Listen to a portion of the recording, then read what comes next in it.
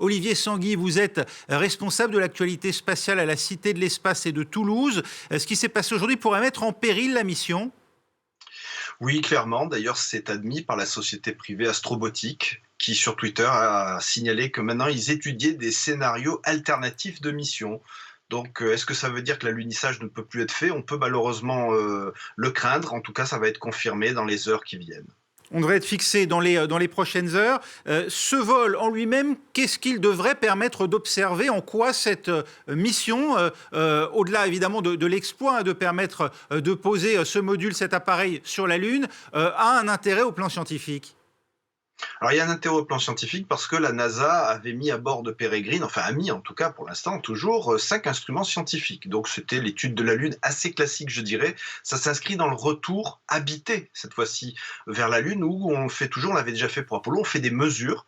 Quelles sont les conditions sur la Lune? Voilà, on aime bien répéter, hein, en sciences et en technique, on aime bien être sûr avant d'envoyer des gens sur la Lune. Et aussi pour la NASA, c'est tester l'appel au privé pour du fret lunaire. Parce qu'on parle d'économie lunaire, c'est-à-dire la NASA ne va pas tout envoyer par elle-même sur la Lune, bien au contraire, elle va payer des prestations, donc le prix est connu à l'avance, à des sociétés privées qui feront donc du fret lunaire. Et là, c'est une des premières sociétés qui tente de faire cette prestation.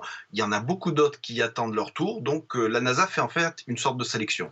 Ce problème, alors vraisemblablement attribué à une panne de propulseur, hein, si l'on en croit les premiers commentaires, cela dit quoi de la compétence ou de la capacité justement d'un opérateur privé à se substituer à la NASA?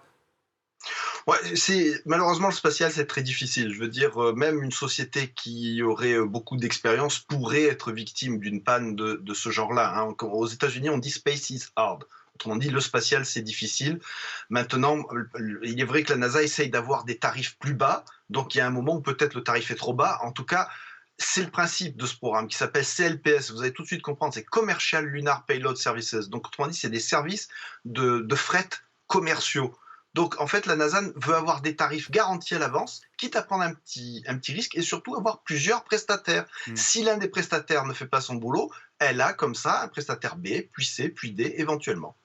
Alors, il y a des tentatives qui se soldent par des échecs, mais qui sont vécues comme des succès. Ça a été le cas des dernières tentatives de SpaceX, la compagnie d'Elon Musk, de parvenir, elle aussi, à aller vers cette course vers la Lune ou vers Mars. Aujourd'hui, est-ce qu'on peut parler réellement d'un échec s'il s'avère effectivement que ce module, cet alunisseur, ne pourra pas aller jusqu'à son objectif, la Lune? Oui, ce sera un échec avec une petite différence, c'est-à-dire le Starship de SpaceX, c'était pas un vol inaugural. C'était véritablement un vol d'essai, c'était annoncé tel quel. Alors c'est vrai que ça aurait été mieux si c'était passé comme on voulait, enfin comme SpaceX voulait que ça se passe.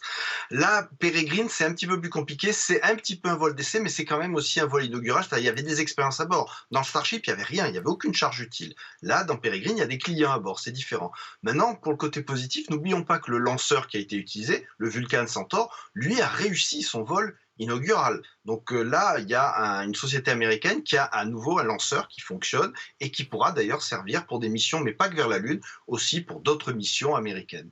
Merci beaucoup Olivier Sanguy d'avoir été avec nous sur France 24 pour nous éclairer de vos lumières à propos de ce vol vers la Lune qu'on espère malgré tout couronner de succès.